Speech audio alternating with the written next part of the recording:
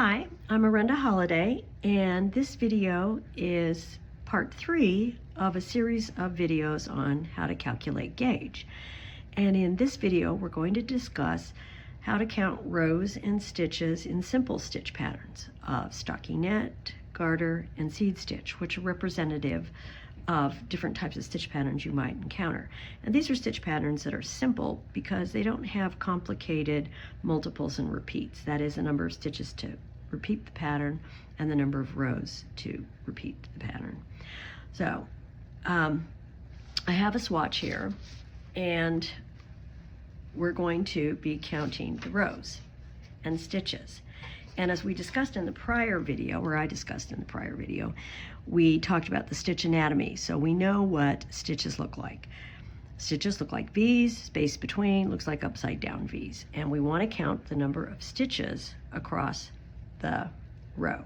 So 1, 2, 3, 4, 5, 6, 7, 8, 9, 10, 11, 12, 13, 14, 15, 16, 17, 18, 19, 20, 22, 23, 24, 25, 26, 27, 28. Now I could have saved myself the trouble if I had noted down when I knit this swatch that I cast on 30 stitches. Because if I place the waste yarn at the selvages, then it's pretty simple. Deduct 2 from 30 and that leaves 28. And also you notice I'm using a needle. I find it really easy to get lost in the stitch pattern if I'm just kind of like eyeballing it. So I generally get a pin or a needle and stick it right in the center of the stitch so I know what I'm doing and I don't lose count. Now for rows are a bit trickier. Remember we put this waste yarn in here? That waste yarn is showing me that I'm not going to include that row or this row because they're a different size and they'll skew off my calculation if I do. So I'm going to count my number of rows. 1, 2, 3, 4, 5, 6, 7, 8, 9, 10, 11, 12, 13, 14, 15, 16, 17, 18, 19, 20, 21, 22, 23, 24, 25, 26, 27, 28, 29, 30, 31. So I've jotted those numbers down so I know how the number of stitches in rows, because that's going to become important. Now let's look at garter stitch. Now with garter stitch, remember when we talked yesterday about stitch anatomy, garter stitch and in reverse stockinette stitch, the stitch looks like a frown. The smile is the space between. So when I count my stitches across here, and notice that I have placed my waste yarn in a frown on both sides, so I know that that's the space between. So I'm going to count these guys. 1, 2, 3, 4, 5, 6, 7, 8, 9, 10, 11, 12, 13, 14, 15, 16, 17, 18, 19, 20, 21, 22, 23. 23 stitches. So I must have cast on 25 stitches. Again, I could have saved myself the trouble. Now, rows in garter stitch often cause problems, and I've noticed this with my students about, I don't know, every 9th or 10th one will make a mistake with this. 1, 2, 3, 4, 5, 6, 7, 8, 9, 10, 11, 12, 13, 14, 15, 16, 17, 18, 19, 20, 21, 22.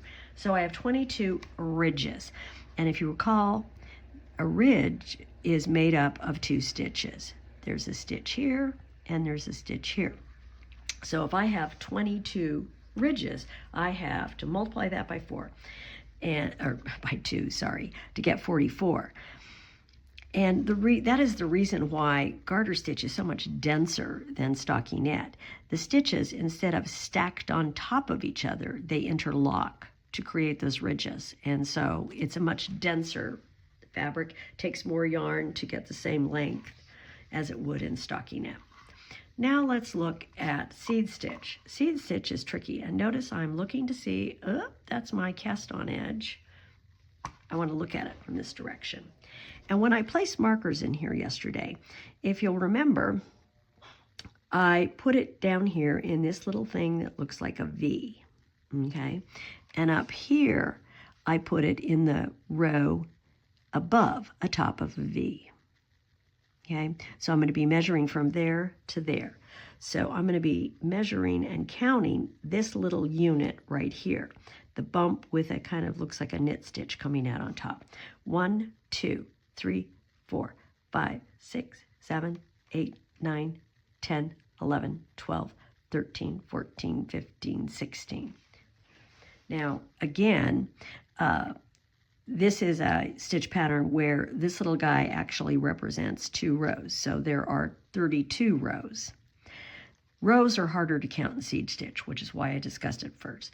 Stitches are easy because the columns are so completely identifiable. So 1, 2, 3, 4, 5, 6, 7, 8, 9, 10, 11, 12, 13, 14, 15, 16, 17, 18.